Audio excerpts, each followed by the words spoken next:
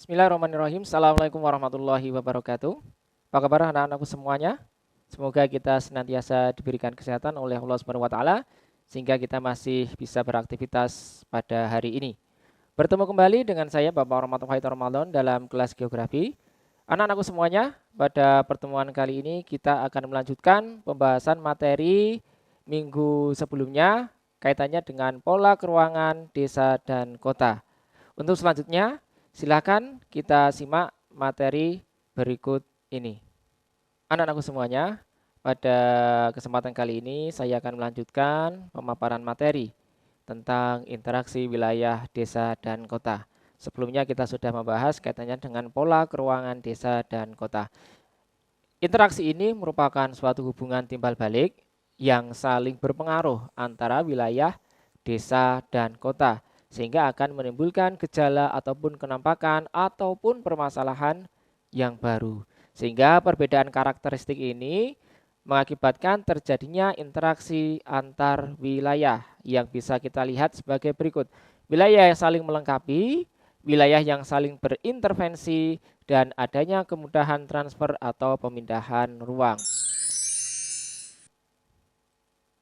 Misalkan, kaitannya dengan wilayah yang saling melengkapi. Antara wilayah A, ini ada surplus sumber daya X, minus sumber daya Z, dan minus sumber daya Z. Sedangkan untuk wilayah B, minus sumber daya X, surplus sumber daya Y, dan minus sumber daya Z. Sedangkan wilayah C, minus sumber daya X, minus sumber daya Y, dan surplus sumber daya Z. Sehingga dari masing-masing wilayah ini bisa saling melengkapi kaitannya dengan kekurangan atau minus dari sumber daya alam yang dimiliki. Sehingga ada hubungan saling menguntungkan dari masing-masing wilayah. Sedangkan untuk wilayah yang saling berintervensi, misal untuk wilayah A surplus sumber daya X dan minus sumber daya Y. Sedangkan untuk wilayah B sumber daya X itu surplus minus sumber daya Y. Sedangkan untuk wilayah C sumber daya X itu mengalami surplus dan surplus sumber daya Y juga. Dan posisi di sini untuk wilayah C semuanya adalah surplus sehingga bisa mengintervensi dari wilayah A maupun wilayah B. Maaf ini untuk pemaparan salah ketik ya. Ini untuk adalah wilayah B.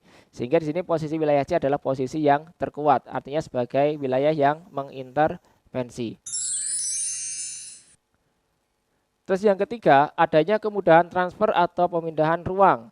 Dan faktor ini juga mempengaruhi kaitannya dengan pola interaksi wilayah. Misal, jarak mutlak dan relatif antar tiap wilayah itu masing-masing berbeda tergantung dari medan ataupun topografi.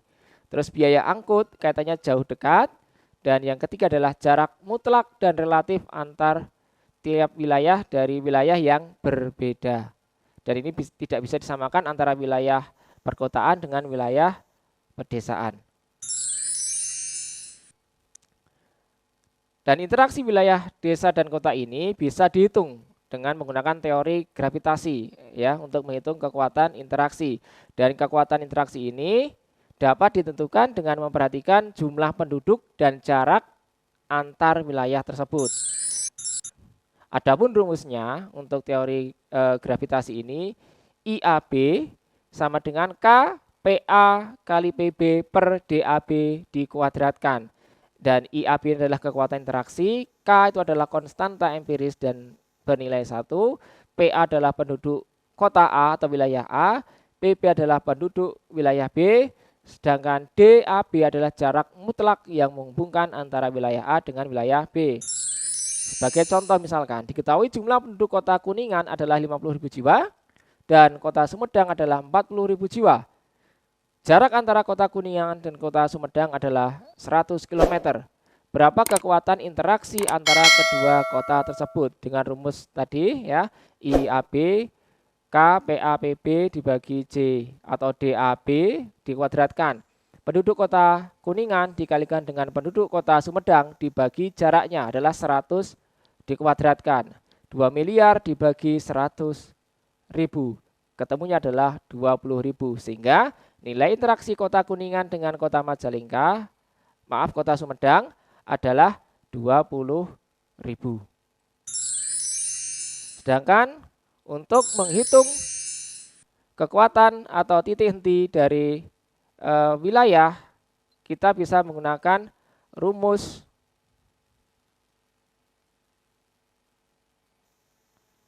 DAB per 1 plus PA per PB yang diakarkan. Yang mana DAB ini adalah jarak antara kota A dengan kota B, dan untuk PA dan PB adalah jumlah penduduk kota A dengan kota B. Sebagaimana contoh soal pada tampilan berikut, pemerintah ingin membangun sebuah pasar di antara kota A dan kota B. Jika penduduk kota A sebanyak 350 jiwa, 350.000 jiwa, sedangkan penduduk kota B sebanyak 150.000 jiwa. Sedangkan jarak antara dua kota tersebut adalah 45 km. Langsung kita masukkan ke rumus.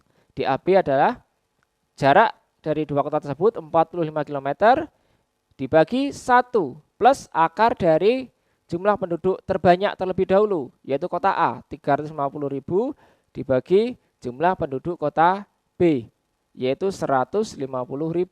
Ketemunya adalah 45 dibagi 1 plus 1,52. Ini hasil dari akar 350 dibagi 150.000. Dan nantinya 45 km dibagi 2,52. Sehingga titik henti dari dua kota tersebut adalah 17,86 km. Dihitung dari jumlah penduduk terbanyak. Berarti 17,86 km dari kota A.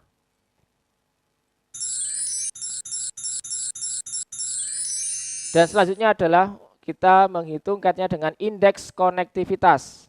Indeks konektivitas itu meliputi jumlah kota dalam satu wilayah dengan jalur ataupun akses, banyaknya akses yang ada untuk menuju kota tersebut. Misalkan contoh pada gambar di samping, kota A dengan kota B.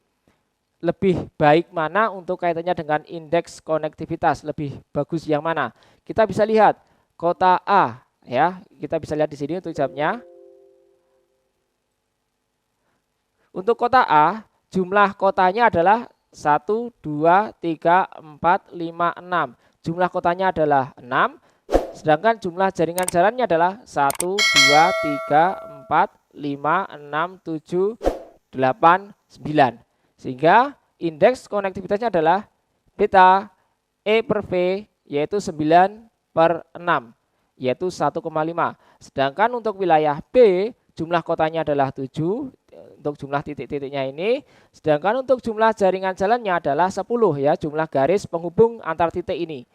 Jumlahnya 10, sehingga ketika dimasukkan ke dalam rumus adalah 10 dibagi 7 adalah 1,4. Sehingga bisa dilihat indeks konektivitas dari kota A dan B itu lebih tinggi di wilayah kota A. Karena catatan kondisi aksesnya jauh lebih tinggi atau lebih banyak. Karena mungkin kualitas sarana prasarannya, misalkan seperti infrastruktur, jalan dari kedua wilayah tersebut, itu berbeda satu sama lain, sehingga bisa disimpulkan kota A lebih tinggi indeks konektivitasnya.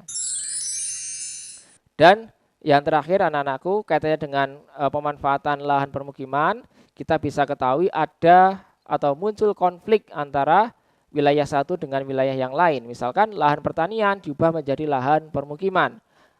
Sehingga banyak sekali, ya, untuk perumahan-perumahan dan sebagainya, untuk industri dan sebagainya yang mengambil di wilayah pertanian. Dan yang kedua, kawasan hutan dijadikan sebagai lahan permukiman ataupun lahan pariwisata ataupun lahan-lahan produktif lainnya.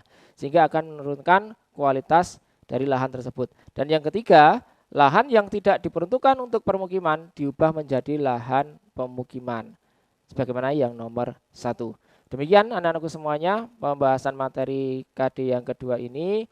Semoga apa yang saya sampaikan bisa bermanfaat, dan kembali untuk lebih jelasnya bisa kalian simak atau bisa kalian lihat pada LKS ataupun modul ataupun buku paket yang kalian miliki sebagai penambah referensi. Demikian anak-anakku semuanya.